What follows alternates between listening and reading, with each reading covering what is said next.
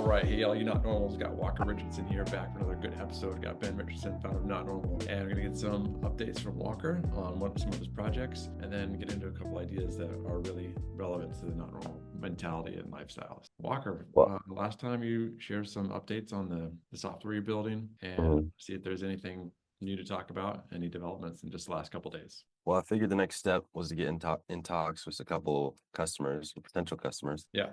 So over the weekend, I came up with some copy for a good email pitch for Mm-hmm. just, to get them engaged. And I sent it out to 6 different potential customers that I think would be ideal. And since that was not business hours, I haven't got a response yet. But, well, maybe I haven't checked my email. But that's what I've Fantastic. done since the last call, is talk to those guys. Oh, That's I guess I could also tell. I went to one of their buildings over the weekend and they were closed. And so I waited for a car to pull up because there's also a gym inside. So I knew some of those guys would go work out. right. And I saw someone go in, but I just barely missed them because I'd been on my phone. I was like, oh, great. So I went over and walked around the building, pulling all the doors. I couldn't get in because I was going to try and talk to them. But I peeked into one of the windows and I saw him doing his workout. I was like, oh, you're not going to like this. But I started knocking on the window and waving. And he looked super confused. And he walks over, he's just not understanding what's going on. I was pointing at the door. So he walks kind of far to get to the door, but he walks over to the door and opens it. He's like, what's up? And I was like, this is super random, but I'm building a software company and I'm trying to get in touch with somebody inside of your company, because we cater towards your industry. And he was like, okay. And I was like, are you somebody who would be a good person to talk to, or is someone else inside here? And he was like, not me, but yeah, he was like, here, let me give you this email. And he wrote down his manager's email. So that's who I emailed, and we'll see how it goes. But kind of fun story. That is a fun story. Very, Yeah, definitely unconventional way to get some contacts, but hey, you went straight to it, and maybe it'll turn out really, really well. yeah, because I actually have been looking for that guy's email and I couldn't find it, so I got it. That's fantastic. All right, that's really Yeah, inspirational. Love it. Well, keep us posted when you moved out through the process here of getting in contact and getting some feedback from customers. All right. Well, speaking of unconventional ways to get somewhere, this weekend I ran into somebody that I thought was very, very interesting. And I wanted to share this with you because we've talked before about how many times opportunity is at the intersection of two or more disciplines or two or more interests. And I yeah. think it's really true. And I'll share Mm-hmm. this story, and it's pretty close to that. And I think you'll be able to kind of extrapolate the meaning from it. I was talking to this very well-to-do real estate investor who does large scale developments like commercial and Mm-hmm. residential and really big ones that you've probably heard of. And he was describing his career arc, and he studied accounting and he sucked at it and he failed. And then he started an accounting practice and failed. And then he started this electronics company, kind of in the targeting women's home decor, and kind of got lucky, had some great mentors. Everything they were telling him to do worked at just the right time, and he did really quite well. But that wasn't kind of where he wanted to stay. And if he decided to go out into this new direction, which he wanted to pursue with real estate, it was not okay by anybody to go do that, like his peers or his parents or his wife, even. Yeah. He already failed a couple times in accounting, and he had this business that's working. Why would you change directions? Yeah. Um, Long story short, he did a bunch of stuff in real estate until he finally got something to work. And then he finally told his wife and everybody else. But that's not the lesson. The lesson was going forward, he found he's can be quite successful in real estate because of his background in accounting, which he failed at and sucked at. Hmm. However, That's interesting. yeah, however, he's able to he understands money, how to put together the spreadsheets, how to do the forecasts. And now that accounting, applies to something interesting to him. But he's, I'll just say, competing with people who are just come into it and only understand the real estate narrow view of this. And he has Yeah. a much broader perspective. And he feels like that's helped him compete with projects and other people. I thought that was really cool because that's something we talk about a lot, is that the life that you end up choosing and creating is not going to be a direct line between go to school, study accounting, become an accountant, just stay. Most likely that's not going to be the case. And even the detours of building this app, maybe you never build another app. However, the process of like understanding the problem, understanding the customer, selling it and talking to them might lead to something totally different. Mm-hmm. And maybe you never do it, but when you're doing the next project, you have all these experiences of how to assess a problem and solution, just as an example. Or, okay, I'm not going to belabor the point, but these experiences, even though they're disparate, may culminate into something super useful and unique in his case. And interestingly, he also shared this perspective that he's able to kind of compete differently because he understands this world of money better and Mm-hmm. thinks about things a little differently than some of his peers did. I think more in the beginning. I think at the big leagues, everyone's got that covered. Yeah. Um, but he's doing larger developments, and he was making the comparison between how men and women think about things. And the men are just like, they look at a plot of land, how many perfectly square boxes can we put on here? And you've seen developments like this. Like, are you just looking at just a gigantic garage, or is it like nicely kind of hidden? Or what does this view of the house look like? And I disagree at this point because he compared it between how men and women think. I think it's just people who are artistic and creative compared to people who are not. But in his example here, he said that he started getting his wife involved in the design of the homes and also the lots. And he said that she would make what he would call less logical decisions, but it's more Yeah. emotional and more like, how do you feel and how does this lot work for how you see yourself in the home? And he said husbands traditionally have a opinion about the house up to a point. The wife is making all the decisions because she's, I'll just say, traditionally there all the time, managing the house and everything going on in it. This is his words. I actually like a lot what he was talking about. He said that they would now position houses on lots in ways that aren't exactly square sometimes to take advantage of a view or a opening or a slope. And he said in his mind, he puts his wife he gives the wife in the kitchen the very Yeah. best view in the house. So like, That's pretty interesting. yeah, he's a little bit older, so he's got a little different views of everything. But I think the point is well taken. He's considered emotional variables that actually is what people buy on, right? There's numbers, but inside that box, people are swayed heavily by emotion and senses. And so he was saying that he gets his wife involved in all the different aspects of that part of the business. Yeah. That's wow. And he feels like that's giving him an advantage, even though mathematically he might be not maximizing the density or let's just say density, right? For lack of Mathematically, he could make more money doing it differently. Mm-hmm. Yeah. We talked about like putting the houses next to the developments next to a park, and like most efficient place to put this bike path would be like here, but actually the park's over there and there's busy roads, so it'd be better for the kids and the families if you ran it over here, which took up real estate in his development, and put the path over here. But the development is more livable and safe.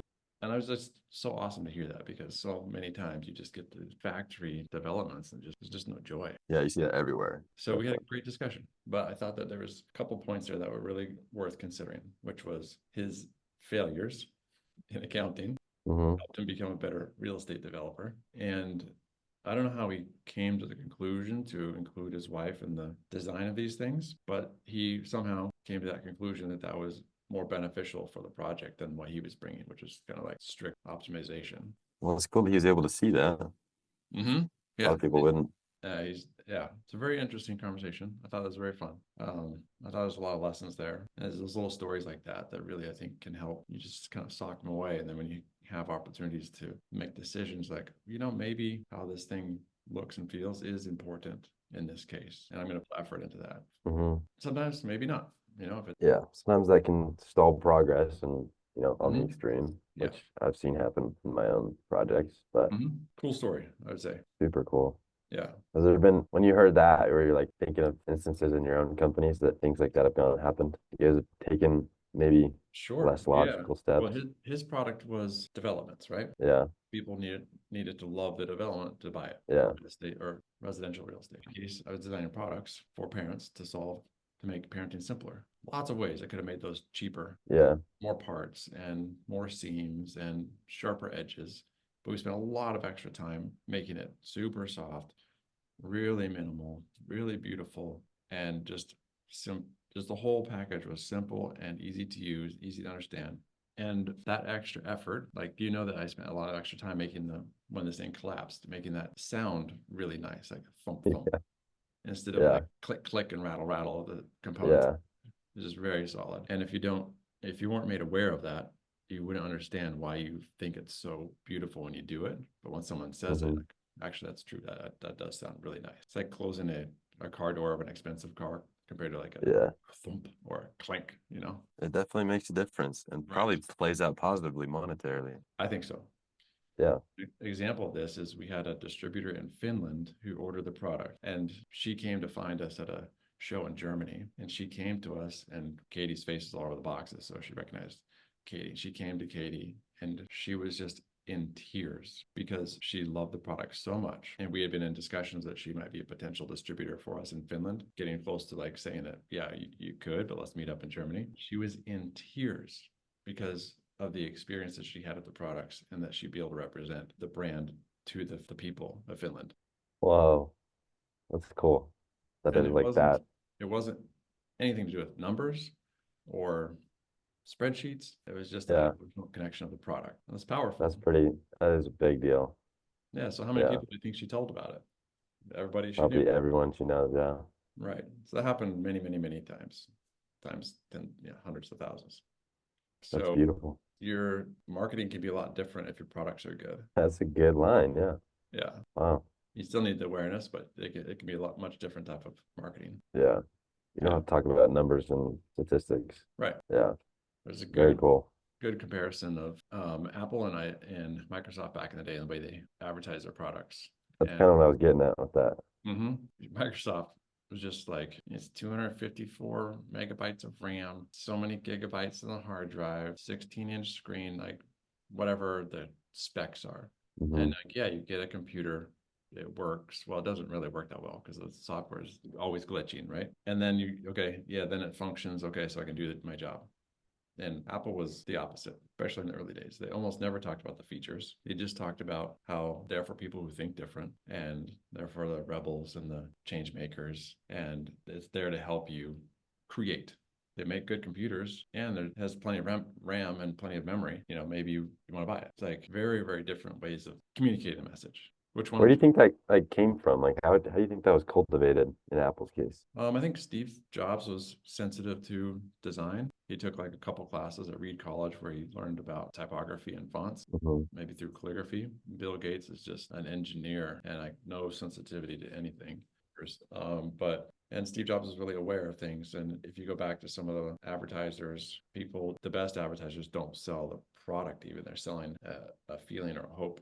Like Revlon lipstick early in the days, founders said that they weren't selling lipstick, they were selling hope. Put this on, you're going to be beautiful, or you'll be attractive to a mate. That's Hmm. powerful. Yeah. That definitely moves people. Yeah, yeah, yeah. So I think that's really powerful if you have the opportunity to communicate at that level that way. And lots of people communicate with the why and the idea and the passion about what you're trying to do for people rather than the product itself. That's really like that's easy to say now, but when push comes to shove, it's probably a lot harder to do. It's a little more sophisticated way of communicating, I'd say. Yeah. Takes a little more thought, I'd say. Let's take Not Normal, for example. Yeah.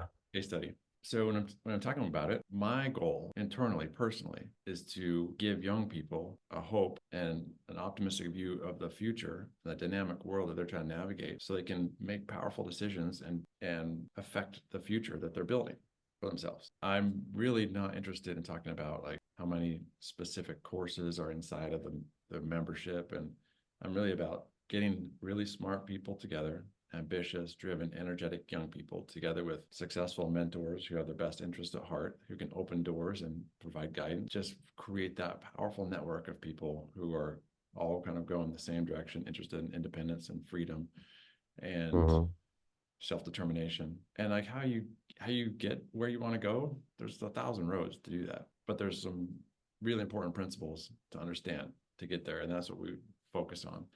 But really, I want to give young people hope in the future and help them feel like it's an amazing opportunity, a time to be alive, and not a dreaded opportunity or a dreaded dead end situation that they got dropped off in, which I think some kids feel that way. Definitely a lot of kids feel that way. Yeah. So a lot of kids need it. Yeah, I think so. But Yeah. I'm not talking about not normal in a way where I'm We're, discussing, we're talking about the principle of making things, selling the emotions, yeah, right? selling the dream, selling the aspiration, selling the why, what you're doing. I'm here to help people, the young people get what they want and become the best version of themselves. And a lot of them Mhm. don't fit the mold. So this is for all the misfits and the crazy ones and the rebels and the change makers and the ones who can't stand the line and the ones poking the universe. And then when you get them all in a room, they're like, oh, finally feel like I can be myself. Or like finally feel like I found my family. Because so often you just feel like you're just like the crazy one. Like everyone's just robotically following the rules and the path set out. And you're like, I don't even understand this, but I must be crazy because I'm clearly seeing things differently. There's probably a lot of people who feel that way. I know I have a lot, but how do you, does that resonate with you at all? Yes, but not as much as it would a regular person or like an average person. Because literally, I had my parents, I got my mindset from you. And the major source of conflict for a lot of people is that their parents don't feel the same. Good. That's a good insight for sure. Yeah. So I know people who like their parents don't see the world that way.